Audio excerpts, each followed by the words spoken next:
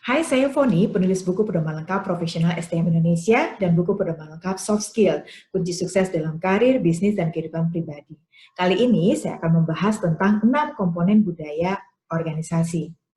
Budaya organisasi bermanfaat untuk memberikan identitas bagi organisasi, membentuk komitmen bersama di atas kepentingan individu, memperkuat standar perilaku pelayanan pelanggan yang unggul, serta membangun sistem kontrol dan stabilitas organisasi.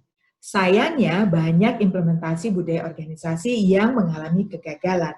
Oleh karena itu, untuk memastikan implementasi budaya organisasi berhasil, maka para pimpinan organisasi perlu menetapkan dan melestarikan 6 komponen budaya organisasi, yaitu nilai-nilai, norma, kepercayaan, simbol, aturan, dan kode etik atau pedoman perilaku.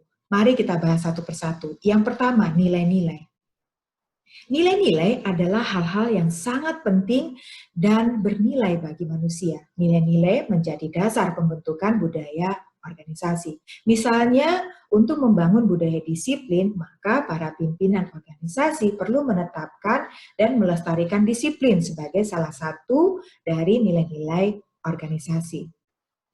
Berikutnya adalah norma. Norma adalah pengendali sesungguhnya dari setiap perilaku yang muncul di dalam organisasi. Misalnya, dalam suatu organisasi, para pemimpin ingin mewujudkan budaya disiplin dalam perilaku ketepatan waktu mengikuti rapat, sehingga setiap keterlambatan mengikuti rapat akan mendapat teguran. Jika hal ini secara konsisten dilakukan, maka ketepatan waktu mengikuti rapat akan menjadi norma di dalam organisasi. Berikutnya adalah kepercayaan. Kepercayaan adalah keyakinan terhadap suatu hal yang dianggap sebagai kebenaran. Misalnya, jika para pimpinan ingin memperkuat kepercayaan bahwa budaya disiplin berpengaruh positif terhadap pencapaian target organisasi, maka para pimpinan harus berusaha membuktikan hal tersebut. Misalnya dengan berturut-turut mencapai target organisasi setelah budaya disiplin ini diterapkan. Sehingga kepercayaan bahwa budaya disiplin berpengaruh positif terhadap pencapaian target organisasi akan menjadi kepercayaan umum di dalam organisasi. Berikutnya adalah simbol. Simbol adalah sesuatu yang mewakili makna dan kepercayaan di dalam organisasi. Dapat berwujud logo, yel-yel, seragam kerja, dan lain sebagainya. Misalnya, satu organisasi ingin memperkuat kepercayaan terhadap budaya disiplin yang berpengaruh terhadap pencapaian target organisasi. Maka, para pimpinan organisasi menetapkan aturan penggunaan seragam kerja dan pemasangan pin logo organisasi di dada kiri untuk setiap insan di dalam organisasi. Berikutnya adalah aturan.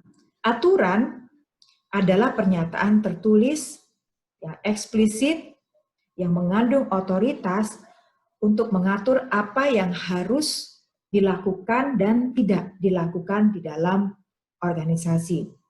Misalnya, aturan tentang jam kerja, yaitu dimulai dari pukul 8 pagi sampai pukul 5 sore. Ketidakhadiran harus disertai dengan pemberitahuan sehari sebelumnya dan dengan persetujuan atasan. Berikutnya adalah kode etik atau pedoman perilaku.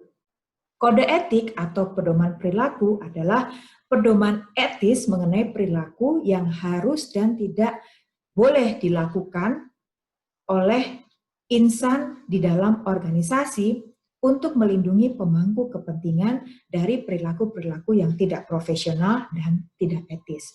Misalnya kode etik hakim, ataupun kode etik dokter, dan lain sebagainya. Demikianlah penjelasan mengenai 6 komponen budaya organisasi. Selengkapnya dapat Anda baca dalam buku pedoman lengkap profesional STM Indonesia yang dapat Anda peroleh di PPM Bookstore.